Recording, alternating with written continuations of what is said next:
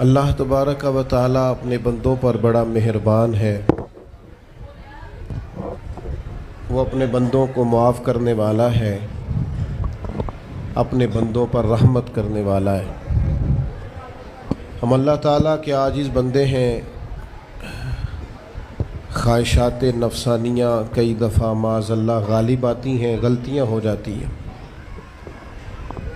اور ان غلطیوں کی پاداش میں انسان اپنی جان پر زیادتی کرتا ہے۔ اللہ تعالیٰ معاف کرے تو اس کا سفر اللہ کے عذاب کی طرف ہوتا ہے۔ اب ہمیں یہ حکم ہے کہ ہم سب بار بار استغفار کریں اپنے رب کی بارگاہ میں، اس کے حضور توبہ کریں، اللہ سے معافی کے خواستگار ہوں۔ نبی پاک علیہ الصلوۃ والسلام نے تعلیم امت کے لیے فرمایا ہے کہ میں دن میں 100 بار اپنے رب سے استغفار کرتا ہوں۔ بار بار اس کی طرف رجوع کیا جائے، بار بار اپنے رب کے حضور معافی مانگی جائے، اور بار بار جائزہ لیا جائے اپنے اعمال کا۔ بار بار کوشش کی جائے کہ ہم اپنے آپ کو سنواریں، ہم اپنے آپ کو بدلیں، اپنے اندر تبدیلی لائیں، ہم ایسے اعمال کریں جس کی برکت سے اللہ تعالی ہمیں معاف فرمائے۔ اللہ جزائے بڑی مہربانی، جزاک بڑی مہربانی۔ کوشش کریں کہ ہم بار بار اپنا حساب کریں، محاسبہ کریں۔ ہمارے ہاں یہ ہوتا ہے کہ لوگ اپنی جسمانی صحت کا تو بڑا خیال رکھتے ہیں کہ میری طبیعت ٹھیک نہیں، ٹیسٹ کرا لوں، یہ چیز کھاؤں، یہ نہ کھاؤں، میں غور کروں کہ کس چیز سے میری طبیعت خراب ہوتی ہے، کس سے بہتر ہوتی ہے، اس کا بڑا لحاظ اور خیال کیا جاتا ہے۔ لیکن روحانی زندگی کس سے برباد ہوتی ہے؟ کون سے گناہ ہیں جو باطن کو اجاڑ دیتے ہیں، دل کو تباہ کر دیتے ہیں، اخلاق کا جنازہ نکال دیتے ہیں، اس پر ہم غور نہیں کرتے۔ اپنی ساری زندگی اپنا ظاہر سنوارنے میں گزار دیتے ہیں، اور دل جس پر رب کریم کی نظر کرم رہتی ہے اس پر ہم توجہ نہیں کرتے۔ سب سے پہلے تو اپنا محاسبہ کریں زندگی میں۔ حضرت عمر رضی اللہ تعالیٰ عنہ ایک جملے میں بات بہت بڑی ارشاد فرما گئے۔ آپ فرماتے ہیں کہ اپنا حساب کرو اس سے پہلے کہ تمہارا حساب کیا جائے۔ پھر حساب کیا جائے گا تمہارا، پھر مشکل ہوگی، تو ابھی سے اپنا حساب کیا جائے۔ اب ان لوگوں کا معاملہ ہے جو دنیا سے رخصت ہو گئے۔ انسان خیر اور بدی اس کا مجموعہ ہوتا ہے، انسانوں میں نیکیاں بھی ہوتی ہیں، کمزوریاں بھی ہوتی ہیں۔ اب ہم میں سے جو دنیا سے رخصت ہو گئے ہیں ان کے تعلق سے ہمارے کچھ ذمہ داریاں ہمارے ذمے بچتی ہیں۔ ایک تو ہم سب کا معاملہ ہے، وہ میں نے پہلے عرض کر دیا کہ ہمیں اپنا حساب کرنا ہے، اپنے معاملات کو دیکھنا ہے، استغفار کرنا۔ پھر یہ کہ جو لوگ رخصت ہو گئے ان کے لیے کیا کریں؟ تو چونکہ انسان میں کمیاں بھی ہوتی ہیں، خوبیاں بھی ہوتی ہیں، تو سب سے پہلے تو اللہ کے حبیب علیہ السلام نے ہمیں فرمایا ہے کہ اذکروا محاسن موتاکم، جب تم میں سے کوئی رخصت ہو جائے تو اس کی اچھی اچھی باتوں کا ذکر کرو۔ ایسا نہیں کہ انسان میں ساری خوبیاں ہی ہوں گی، لیکن تم خوبیاں تلاش کر کے ان کا بیان کرو، تم زمین پر اللہ کے گواہ ہو۔ ایک تو جب بھی کسی جانے والے کا ذکر کریں خیر کے ساتھ کریں، بھلائی کے ساتھ کریں، اچھے لفظوں کے ساتھ کریں۔ کہیں کوئی کمی یاد آئے بھی تو اب اسے چھوڑ دے، وہ بندہ رخصت ہو گیا، اس کا ذکر خیر کے ساتھ کرنا، اس کو ذہن میں ضرور بٹھائیں۔ دوسری بات یہ کہ جب کوئی دنیا سے جائے تو اس کی طرف سے ایصال ثواب کریں، یعنی ایسے اعمال کرے جن کی وجہ سے اسے ثواب پہنچے۔ اب ہمارے ہاں جو رسم و رواج بعض بن گئے ہیں، بڑی بڑی دیگیں، بڑے لاؤ لشکر، نامی گرامی بندہ ہے تو نامی گرامی آؤ جاؤ تو کھانے تو بڑا جلسہ تو پتہ لگ جائے لوگوں کو، تو پہلے تو یہ یاد رکھو جس کام میں تھوڑی سی بھی ریاکاری ہو اس پر اللہ کی بارگاہ سے اجر کی امید کیسے رکھتے ہو؟ جب تک عمل خالص لوجہ اللہ نہیں ہوتا، جب اس پر ثواب مل نہیں رہا تو جائے گا کیسے؟ جتنا آپ عمل چھپا کے کریں گے، جتنا آپ عمل اللہ کی رضا کے لیے کریں گے، اتنا ثواب زیادہ ہوگا، جانے والے کو فائدہ زیادہ ہوگا۔ وہ میں ختموں پہ جاتا ہوں کئی دفعہ تو وہ کہتے ہیں اتنے لاکھ روپیہ مسجد کو دیا، اس کا بھی اعلان کر دیں، اتنے قرآن پاک پڑھے ہیں تو اس کا بھی اعلان کر دے۔ کس کو بتا رہے ہو اعلان کر کے؟ اللہ کو تو پتہ ہے تم نے کیا پڑھا ہے، یہ پرچیاں پڑھ پڑھ کے کس بات کی سنا رہے ہو؟ کیا مطلب ہے اس کا؟ حضرت عبداللہ ابن مسعود رضی اللہ تعالیٰ عنہ فرماتے ہیں بعض ریاکار مر کے بھی ریاکاری نہیں چھوڑتے۔ حضور مر کے ریاکاری نہیں چھوڑتے، مرنے کے بعد کیسے ہوگی؟ فرماتے ہیں ان کی خواہش ہوتی ہے جنازے بڑے ہونے چاہیے، لوگوں کو پتہ لگ جائے فلانا گیا، مرنے کے بعد بھی تو دکھاوا کر رہا۔ حضرت ابو ذر غفاری رضی اللہ تعالیٰ عنہ کا جنازہ چند لوگوں نے پڑھا ہے، 4-5 لوگوں نے، اور حضور کے محبوب ترین صحابی ہیں۔ بڑا جنازہ بھی بڑی بات ہے، اللہ تعالیٰ توفیق دے تو اچھے لوگوں کے بڑے جنازے، لیکن کسی کا جنازہ چھوٹا بھی ہو جائے تو مطلب یہ نہیں کہ بندہ ٹھیک نہیں تھا۔ بات کی سمجھ آ رہی ہے؟ تو میرے عزیز، اصال ثواب کریں تو اللہ کی رضا کے محض پتہ ہوتا ہے محلے میں غریب کون ہے، اپنے والد اور والدہ کے نام پر غریب کو دے دیں، کسی مقروض کی مدد کریں، اس بیچارے کی جان چھوٹ جائے۔ آپ کوئی گلی ٹھیک کرا دیں جہاں سے لوگوں کا گزرنا آسان ہو، آپ کچھ ایسا نظام کر دیں جس سے لوگوں کے لیے آسانیاں پیدا ہو جائیں، لیکن آپ محض وہی کام کریں گے جس سے دکھاوا ہوگا تو کیا امید کرتے ہیں اس پر اجر کی؟ تو اصال ثواب دیکھیں قوم کو ضرورت کیا ہے، وہ والا اصال ثواب کریں۔ حضرت سعد رضی اللہ تعالیٰ عنہ نے جب آن کر کے عرض کیا تھا کہ یا رسول اللہ صلی اللہ تعالیٰ علیہ وسلم، میری والدہ کا انتقال ہو گیا ہے تو میں ان کے لیے کیا کروں؟ تو محبوب نے فرمایا کہ فلاں جگہ پانی کی قلت ہے تو وہاں کنواں کھدوا دے۔ معنی کیا ہے کہ اس پانی پینے سے اللہ تبارک و تعالیٰ تیری ماں کو اس کا اجر عطا فرمائے گا۔ صدقہ تو جس چیز کی ضرورت ہے آپ وہ چیز کر کے دیں، اور ختم چپ کر کے بھی ہو جاتا ہے، گھر کے اندر بھی ہو جاتا ہے، اکیلے بھی ہو جاتا ہے، اس کے لیے لاکھوں کروڑوں لگانے کی کوئی ضرورت بھی نہیں۔ چوتھی بات، تیسری بات، کوشش فرمائیں کہ جو نیکیاں جانے والا کرتا تھا وہ نیکیاں جاری رہیں، اس کے بچے، اس کی اولاد، اس کے سارے رشتہ دار ان نیکیوں، اگر وہ کوئی بھلائی کرتا تھا تو وہ بھلائی ہوتی رہے، وہ جاری رہے، وہ سلسلہ آگے بڑھایا جائے۔ ہم یہ کرتے ہیں کہ ہم خیر کے کاموں کو جاری نہیں رکھتے، بلکہ والد کے جانے کے بعد تو بچے بڑے سیانے ہوتے ہیں، وہ کہتے ہیں ابا جی کو تو بس وہ فلانا غریب بھی لوٹ کے لے جاتا تھا، فلانا بھی اپنی مجبوری سنا کے، تو ہم تو سیانے ہیں۔ او خدا کے بندے، حضور علیہ السلام نے فرمایا تمہیں جو روزی دی جاتی ہے وہ تمہارے کمزوروں کی وجہ سے دی جاتی ہے، وہ جو ضعیف کمزور لوگ تمہارے دسترخوان سے کھا جاتے ہیں ان کے سبب سے اللہ تعالیٰ تمہیں عطا کرتا ہے۔ تو اس لیے یہ تو کوئی طریقہ نہیں ہے کہ آپ کے بزرگ خیر کا کام کرتے تھے آپ نے چھوڑ دیا، تو آپ ایک کام یہ کریں کہ ان کی نیکیاں جاری رکھیں۔ اور چوتھی بات یہ کہ ان کے لیے دعا کریں۔ دعا ہمیں حضرت ابراہیم نے سکھائی ہے، سورہ ابراہیم میں موجود ہے، ربنا اغفر لی ولوالدی، یا اللہ مجھے بھی بخش دے اور میرے ماں باپ کو بھی، وللمؤمنین یوم یقوم الحساب، اور جس دن تو حساب لے اس دن سارے مومنوں کی بخشش فرما دے۔ ایک شخص نے نا حضور علیہ السلام کے سامنے دعا مانگی، اللہ مجھ پہ رحم فرما اور اپنے نبی پہ رحم فرما۔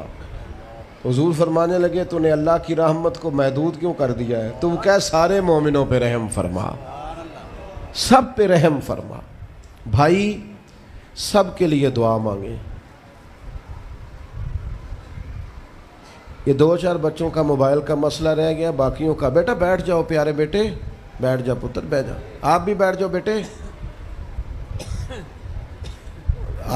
آپ بیٹھ کے بنائیں، اس میں کیا رہ جائے، کھڑے ہوتے ہیں بیٹا تو پچھلوں کو دقت ہوتی ہے۔ سنو، زیادہ غور سے سنو، میں تھوڑی تقریر کرنے والا مولوی ہوں، لیکن یہ اللہ کا فضل ہے کہ میں اگر 20 منٹ بات کروں گا تو اس 20 منٹ کے اندر آپ کو کوئی 20 سبق ضرور حاصل ہوں گے انشاءاللہ تعالی۔ ہاں، وہ کوشش ہوگی کہ وہ جتنی بات ہے وہ تربیتی ہے۔ وہ بعض دوستوں کا خیال ہوتا ہے لمبی تقریر کرے، میں کیا ہوتے وہ بندہ کر سکتا ہے جنہیں ایک شعر ہی 20 منٹ پڑھنا ہوئے، اجے مزہ نہیں آیا، اجے دوبارہ پڑھو، اجے رل کے پڑھو، تو وہ تو پھر 1.5 گھنٹہ بھی کام چل سکتا ہے۔ تو جس نے ٹو دی پوائنٹ بات کرنی ہو اس کے لیے تو 10 منٹ بھی بڑے ہوتے ہیں، اور ویسے بھی تقریریں پیٹ بھرنے کے لیے نہیں ہوتی، عمل کرنے کے لیے ہوتی ہیں۔ اب تو میں ویسے بھی ذرا مصروف زیادہ ہو گیا ہوں، بہت ساری جگہوں پہ جا نہیں پاتا، تو ایک جگہ میں گیا تو ایک بزرگ مجھے کہنے لگے پچھلی دفعہ تسی 40 منٹ تقریر کی تھی سی، حید کی زیادہ کرنی۔ میں کہا 40 منٹ والی تھی، عمل ہو گیا جی۔ تو اگر تقریریں کانوں کی لذت کے لیے سننی ہے تو سنتے رہیں، پھر تو کئی راتیں لوگ جلسے سنتے ہیں۔ مقصود کیا ہے، نتیجہ کیا ہے؟ جو عرض کر رہا ہوں اس پر غور کریں، سب کے لیے دعا کریں۔ ایک بات خاص کرنے لگا ہوں، حضرت ابراہیم نے تو بخشش بھی سب لوگوں کی مانگی، حضور علیہ الصلوۃ والسلام بھی دعا کرتے تو امت کے لیے دعا کرتے۔ کبھی اپنے بھائی کے لیے بھی تو دعا کرو نا یار، اللہ تعالیٰ اسے بھی ذرا زیادہ روزی دے، بھتیجوں کے لیے بھی دعا کرو، بھانجوں کے لیے بھی کرو۔ توجہ ہے آپ کی میری بات؟ ادھر دیکھیں جی، غور کریں بات۔ ویسے دعا کرنی چاہیے کہ نہیں محلے داروں کے لیے کہ یا اللہ ادھر والا پڑوسی بھی امیر کر دے، تو ایس پاسے والا بھی ہنس دے ہو ہاں نہ نہیں کر دے، یہ دعا مانگنی چاہیے کہ یا اللہ میرے پڑوسیوں کو۔ نہیں آپ بول ہی نہیں رہے، تسا کتوں منگنی دعا؟ منگنی چاہیے نا، مانگتے ہیں ہم۔ ایسی ہوا چلی ہے کہ ہر شخص سوچتا ہے تمام شہر جلے بس ایک میرا گھر نہ جلے۔ او خدا کے بندے کبھی محدود نہ کر خدا کی رحمت، سب کے لیے مانگ اس سے، وہ بڑا کریم ہے۔ تو کیا یا اللہ سب کو دے اور سب کے صدقے ہمیں بھی دے۔ لیکن ہم نہ دعاؤں میں بھی اپنا ظرف اور حوصلہ بڑا نہیں کرتے، گنجائش پیدا نہیں کرتے۔ دیکھو داتا گنج بخش علی حجویری رحمۃ اللہ علیہ نے لکھا ہے کہ ایک بندہ نا حج کرنے گیا تو ہر جگہ دعا مانگتا تھا، یا اللہ میرے دوستوں کو نیک کر دے، یا اللہ میرے دوستوں کو نیک کر دے۔ عرفات میں بھی، منا میں بھی، مزدلفہ میں بھی، بیت اللہ شریف کے پاس بھی، ہر جگہ یا اللہ میرے دوستوں کو اچھا کر دے۔ ایک بندے نے اسے کہا یار یہ عجیب دعا کرتا ہے تو، میرے دوستوں کو نیک کر دے، اپنے لیے بھی تو مانگنا۔ تو کہنے لگا اللہ کے بندے میں ہر وقت دوستوں کے بیچ رہتا ہوں، اگر وہ نیک ہو گئے تو میں بھی انشاءاللہ ہو جاؤں گا۔ ان کی صحبت میرے اوپر بھی اچھا اثر ڈالے گی، چونکہ رہتا جو ان کے بیچ ہوں۔ ہمارا علاقہ امیر ہو گیا تو انشاءاللہ ہم بھی ہو ہی جائیں گے۔ لوگوں کے رزق میں برکت ہوگی تو ہمارے رزق میں بھی تھوڑا سا نا کشادہ دل کریں ہر معاملے میں۔ اور سنیں حدیث پاک، نبی کریم علیہ الصلوۃ والسلام نے فرمایا جو دعا اپنے بھائی کی غیر موجودگی میں اس کے لیے مانگی جاتی ہے نا، اللہ وہ دعا جلدی قبول فرماتا ہے۔ اور حضور فرماتے ہیں جب تم اپنے بھائی کی غیر موجودگی میں اس کے لیے دعا مانگتے ہو، اللہ تمہارے سرانے فرشتہ کھڑا کرتا ہے، اور فرشتہ کہتا ہے مالک جو یہ اس کے لیے مانگ رہا ہے پہلے اسے عطا فرما۔ تو کیسی سعادت کی بات۔ لیکن سینہ کشادہ کرنا پڑے گا، دل بڑا کرنا پڑے گا، حوصلہ بڑا کرنا پڑے گا۔ جب تک دل، طبیعت، حوصلہ یہ بڑا نہیں ہوتا اتنی دیر تک لطف۔ حضور کی ساری امت کے لیے دعا مانگیں کہ اے اللہ جتنے خوش عقیدہ ہیں محبوب کے غلام سب کو جنت عطا فرما، سب کے لیے کھول دے دروازے جنت کے۔ دعا اللہ کی۔ اچھا پھر دعا مانگنی بھی ذرا ذوق سے چاہیے۔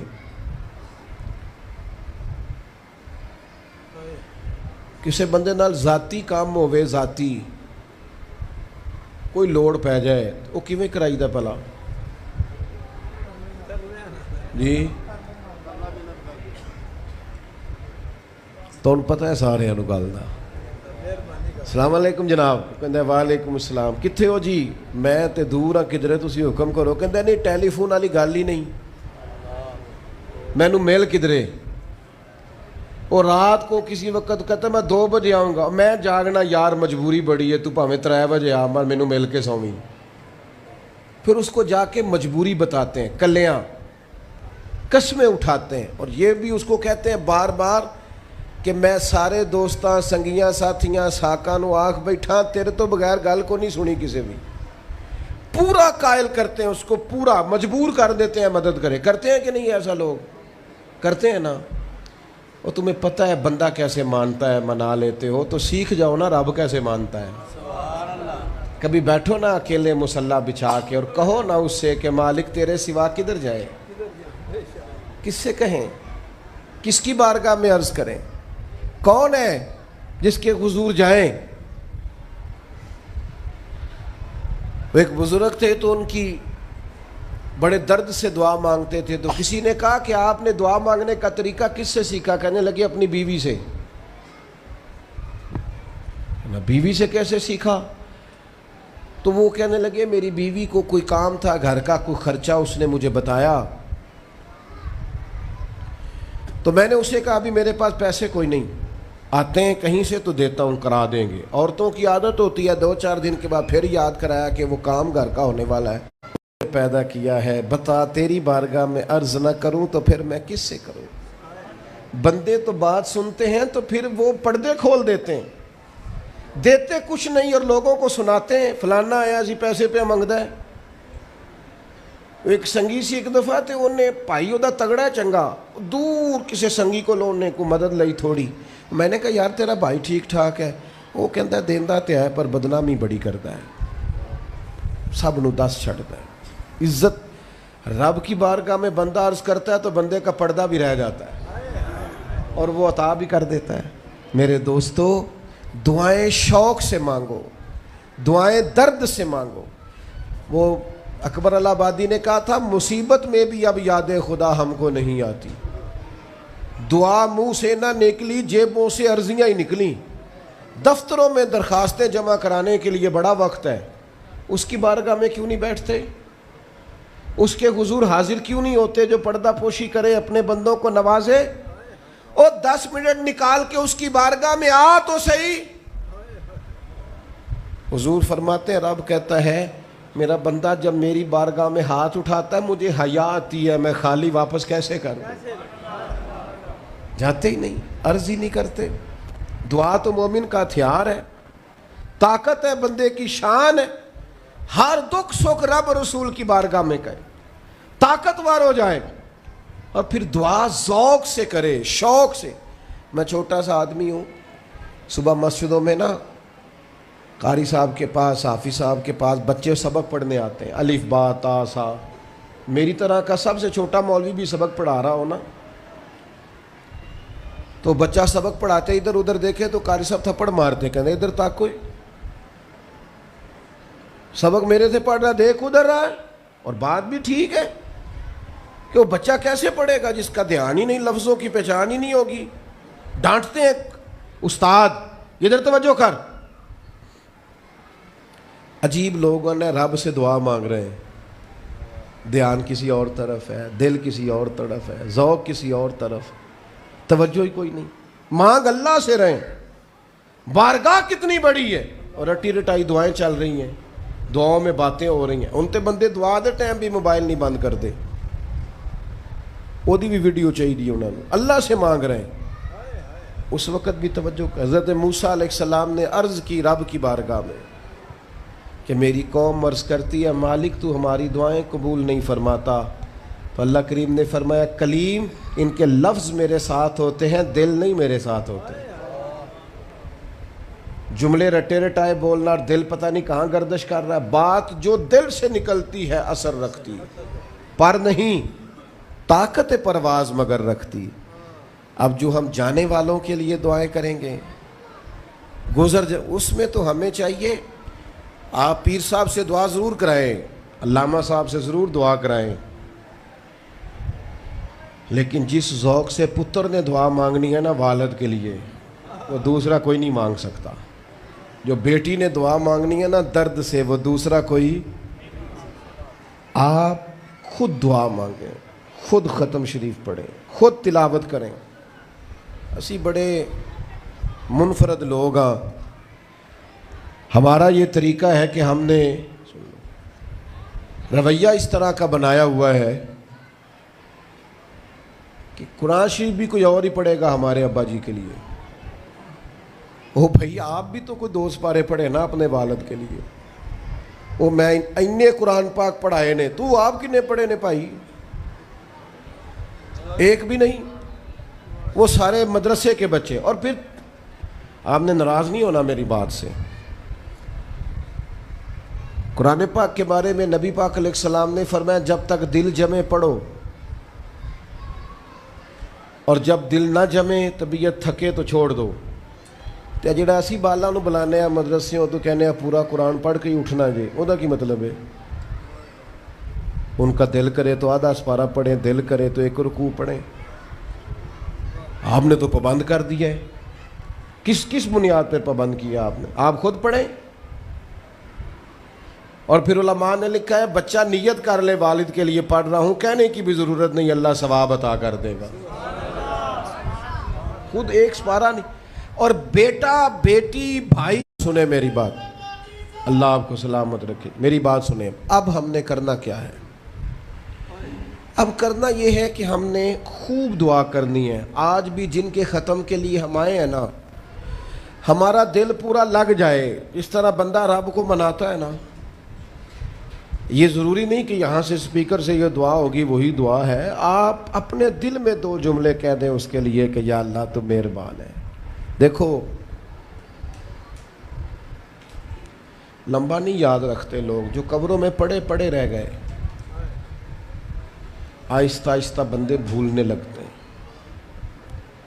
جب کسی کا انتقال ہوتا ہے لوگ روز قبرستان جاتے ہیں. پھر تھوڑے دنوں کے بعد یہ روٹین کیے. فرمایا قبر والا